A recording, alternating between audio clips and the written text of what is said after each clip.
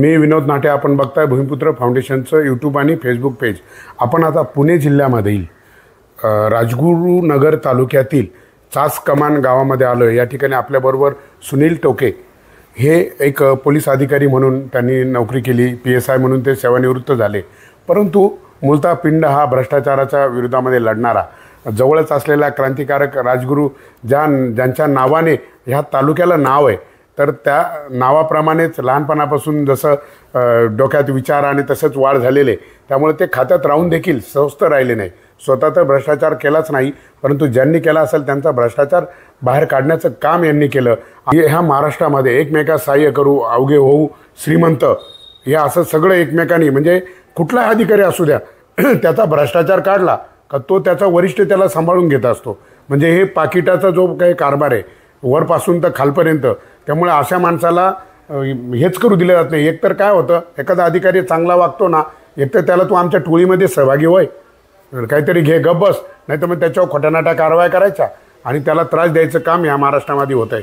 आणि तुम्ही आता जो काही IPS अधिकारी, त्यांचे तुम्ही बरेचसे भ्रष्टाचार बाहेर काढले, तुम्ही अनेक माहिती मिळवल्या.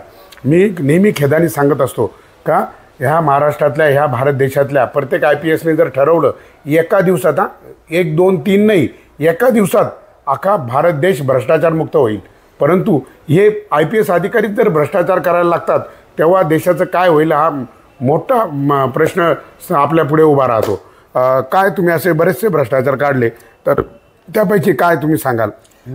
पहिलं मी मुंबई वाहतूक विभागातील जो भ्रष्टाचार होता, पुणे आणि वाहतूक विभागातील, त्याबद्दल एक याचिका दाखल केली होती. याचिका दाखल करण्यापूर्वी मी मुंबईचे तत्कालीन पोलीस आयुक्त जे असतील, वरिष्ठ अधिकारी, मग ते IPS असतील, DYSP असतील, SP असतील, ACP असतील किंवा सिनियर PI असतील, यांच्याकडे विथ प्रूफ विनंती अर्ज केले होते. परंतु त्या लोकांनी त्या सर्व गोष्टी ज्या आहेत भ्रष्टाचाराच्या त्यांनाच पाठीशी घालण्याचा प्रयत्न केला आणि मला टार्गेट केलं.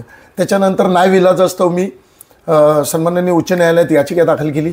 त्या याचिकेचा निकाल देताना सन्माननीय उच्च न्यायालय मुंबई यांनी अनेक ताशेरे ओढलेले आहेत. असे ताशेरे ओढलेले आहेत की अँटी करप्शनसुद्धा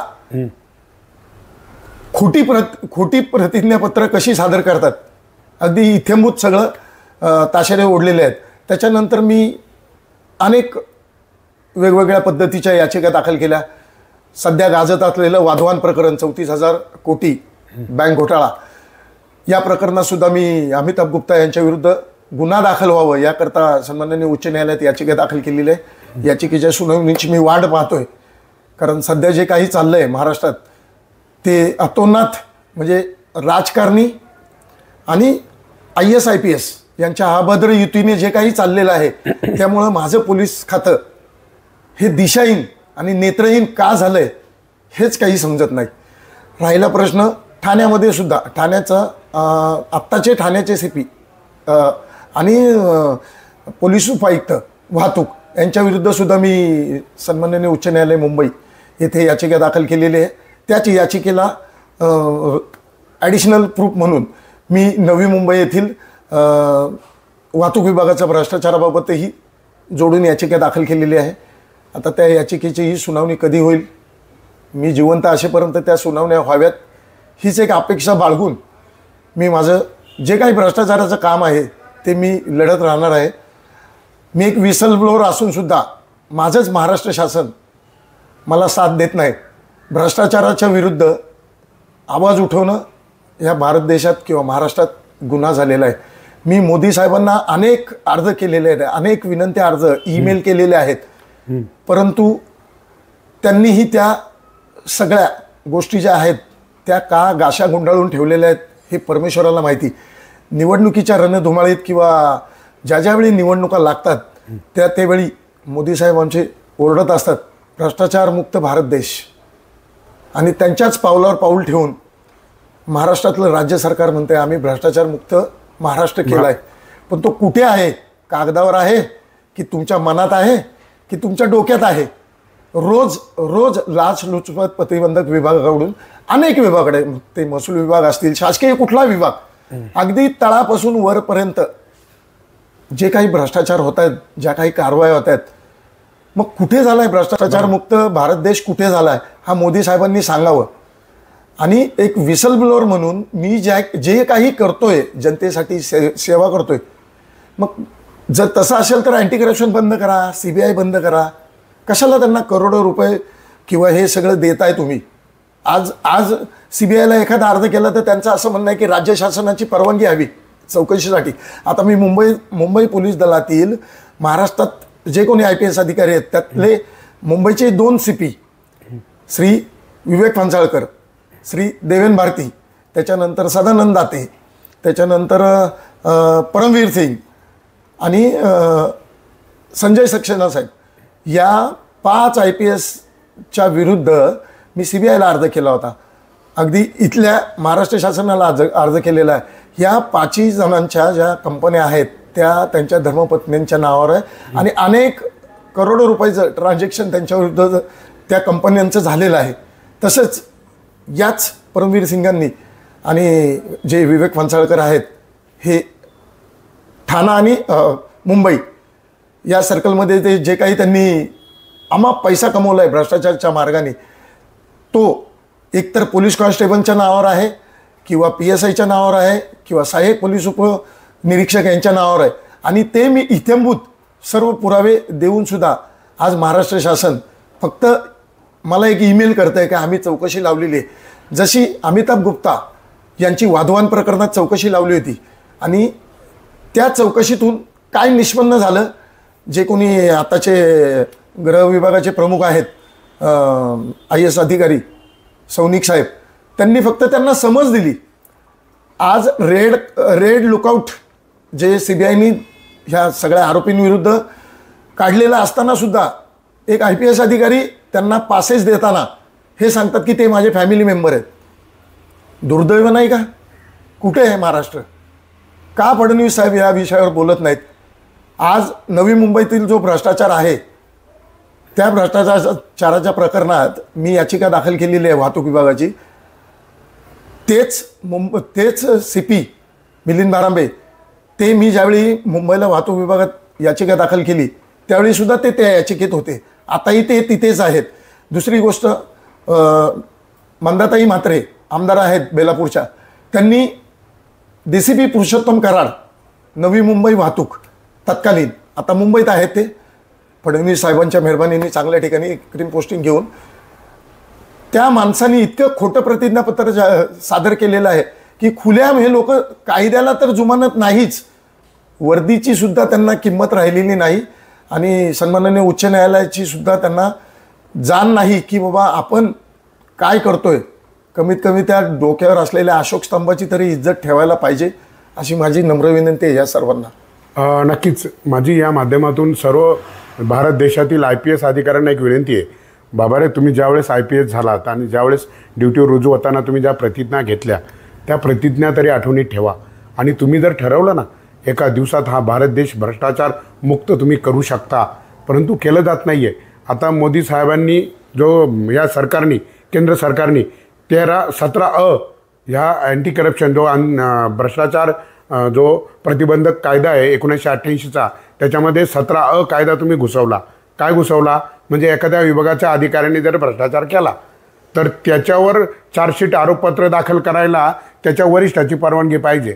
अरे पण तो जे 10 रुपये घेतोय ना त्याच्यामध्ये 5 रुपये त्या वरिष्ठाचे पण असतात, मग तो त्याला पाठीशी घालतो. मग हा देश भ्रष्टाचार मुक्त होईल का? आणि इथे आता त्या दादांशी जेव्हा बोलताना मी त्यांच्या घरी आलो, हे पुणे जिल्ह्यातील ह्या राजगुरुनगर ह्याच्या जवळच आहे, तालुक्याच्या जवळ त्यांचं गाव आहे. मी इथं आलो भेटायला, आता त्या ताईंना अक्षरशः रडायला आलं. म्हणजे तुम्ही इतक्या, एखादा माणूस भ्रष्टाचाराच्या विरोधात लढतो त्याला तुम्ही इतक्या लेवलला जाऊन त्रास देता? हां, म्हणजे ते रिटायर झाले, त्यांना अजून पेन्शन सुरू केली नाही तुम्ही. म्हणजे काय होतं, एकतर तुमच्या टोळीमध्ये सहभागी व्हा, नाही तर काहीतरी पैसे घ्या आणि गप बसा. साहेब, तुमचे व्यथा, तुमचं हे अगदी खरं आहे. काय होतं, इथे प्रामाणिक राहायला संघर्ष करावा लागतो. आता मी सुद्धा आहे, पावलोपावली ऑफर देणार, 1 लाख रुपये घ्या, गप बसा, 2 लाख घ्या, 3 लाख घ्या, हे लालच द्यायचं. म्हणजे एकतर प्रत्येकाला चमच्याभर शान खाऊ घालायचं, म्हणजे मग क्रांतीच होऊ द्यायची नाही या देशामध्ये. आता माझ्या याच्या प्रकरणात सर्व्हिस मॅटरमध्ये जे मला अडकवलंय, नाही अडकवलंय, भ्रष्टाचाराच्या विरुद्ध बोलणं हा पोलीस खात्यात म्हणजे गुन्हाच आहे. असंच हे IPS अधिकाऱ्यांनी इथे प्रतिबिंबलोय की दुसरा सुनील टोके होऊ नये, की आमच्या भ्रष्टाचाराच्या विरुद्ध किंवा पोलीस दलातील भ्रष्टाचाराच्या विरुद्ध दुसरा सुनील टोके पोलीस खात्यात निपजलाच नाही पाहिजे किंवा जन्मालाच आला नाही पाहिजे किंवा तयार झाला नाही पाहिजे. म्हणून मला या सर्व्हिस प्रोव्हायडरमध्ये नाहक अडकवून जिथे आता मला अपील केलंय मी सन्माननीय मंत्रालय गृह विभाग यांच्याकडे जे मी अपील केलेलं आहे, माझ्या अगोदर 15 वर्ष लोकांनी अशी अपीलं जे अन्यायग्रस्त आहेत, किरकोळ कारणासाठी त्यांची पेन्शन थांबवून ठेवली किंवा त्यांचे जे निवृत्तीचे लाभ आहेत ते अडकून ठेवण्यासाठी IPS अधिकाऱ्यांच्या विरोधात गेलं किंवा त्यांच्या भ्रष्टाचाराच्या विरुद्ध बोललं किंवा त्यांच्या संपत्तीबाबत कोणी विषय काढला तर त्याचा सुनील टोके हा केला जाईल अशा पद्धतीचा एक आलेख तयार करून मला मंत्रालयात पाठवलेलं आहे. ठीक आहे, मंत्रालयाची मी लढाई लढणार, मंत्रालयाने जे काही करायचे ते त्यांनी करावं, पण मला एवढी शाश्वती आहे की इथली न्यायव्यवस्था ही मला न्याय देणार आहे 100% आहे का. आणि तुम्हाला नक्की न्याय मिळेल आणि तुमच्या न्यायामध्ये आम्ही स्वतः भूमिपुत्र फाउंडेशन तुमच्या सदैव पाठीशी. नक्कीच तुम्ही कधी बी. आणि मी या महाराष्ट्रातील सर्व जनतेला, भारतातल्या जनतेला मी सुजाण नागरिकांना एक हात जोडून विनंती करतो का जे असे कोणी भ्रष्टाचाराच्या विरोधामध्ये लढताय, आपल्या आजूबाजूला आहे, आपल्या गावात आहे, आपल्या तालुक्यात आहे, आपल्या जिल्ह्यात आहे, अशा लोकांना मदत करा, त्यांच्या पाठीशी उभे राहा. तुम्हाला यांच्याकडून काही पैसे नको आहे तुमच्याकडून, यांना फक्त मदत हवी आहे. काय मदत हवी आहे? ज्यावेळेस असं कुणीतरी रस्त्यात आडवे होता, कुठेतरी हल्ले करता, स्वतःच्या जीवावर बेतता, एक तर काय होतं या देशामध्ये, एक तर भ्रष्टाचाराच्या विरोधात बोलायचं बंद करा, आणि जर नसेल बोलायचं बंद होत तर त्या माणसाचं एकतर कुठेतरी हत्या करतील, त्याच्यावर कुठेतरी खोट्यानाट्या गुन्ह्यांमध्ये अडकवून त्याला तुरुंगात टाकायचं, हे सर्रास चालू आहे. कारण काय होते, आकाश फाटले साहेब, कुठे कुठे शिवायचं हा मोठा प्रश्न उभा आहे. इथं प्रत्येकजण, मी जातोय आता आमच्या नाशिक जिल्ह्यामध्ये, तुम्हाला सांगतो दर 4 दिवसाला एका मोठ्या अधिकाऱ्यावर कारवाई होते. एक विभागाचा कोण 30 लाख घेतो, कोण 40 लाख घेतो. अरे जरा लाजा वाटू द्या रे. अरे म्हणून मी तुम्हाला सांगतो, एका दिवसाचं आयुष्य जगा. ज्या दिवशी तुम्ही एका दिवसाचं आयुष्य जगाल ना, त्या दिवशी 1 किलो सोनं जर रस्त्यात सापडलं ना, वरती करून विचाराल की हे कोणाचं आहे, कारण संध्याकाळी मरायचं आहे ना. पण तुम्हाला भस्म्या झालाय, तुम्हाला असं वाटतं आम्ही मरणारच नाही. आणि किती संपत्ती कमावल्यावर तुम्ही गप बसाल रे? काय तुम्हाला पैसा जाळणार आहे का? सांगा ना. अरे जरा जनाची नाही मनाची लाज ठेवा. अरे तुम्हाला तुमच्या पगारात भागत नसेल, नोकऱ्या सोडून द्या आणि खुशाल कुठेही कामं करा ना. म्हणजे एक तर नोकऱ्या करायचा, पगार घ्यायचा. हां, आणि काय झालंय, अधिकाऱ्याला पुढारी वाचवतोय, पुढाऱ्याला अधिकारी वाचवतोय. यांचं झाले संगनमती, अभद्र युती. साहेबांनी छान शब्द वापरला, अभद्र युती झालेली यांची, अधिकारी आणि पुढारी. मग त्यामुळे होतं काय, पुढाऱ्यांना काय, आमदारांनो तुम्हाला 2,67,000 पगार, वरतून 50,000 रुपये मरेपर्यंत पेन्शन, आणि परत कामांमध्ये 10%, आणि अधिकाऱ्यांना भरमसाठ लाखाच्या वरती पगार आहे. परत तुम्हाला प्रत्येक भ्रष्टाचार, गोरगरिबाकडून पैसा पाहिजे. अरे जो माझा शेतकरी, जो गोरगरीब 200 रुपये 300 रुपये दिवसभर काबाड कष्ट करून दिवसाला कमवतो, त्याच्याकडून तुम्हाला पैसा पाहिजे. 50-50 हजार रुपये, लाख रुपये पगार असलेला अधिकारी जेव्हा एखाद्या सामान्य गरिबाकडनं, शेतकऱ्याकडनं 500 रुपयाची का 1000 रुपयाची लाच मागवतो ना, सगळ्यात भिकारी तुम्ही आहे, या देशातले सगळ्यात मोठे भिकारी. आणि हे जनता कोणाची? हे सरकार. अरे हे देश आहे ना, हा भारत देश 135 करोड लोकांचा आहे.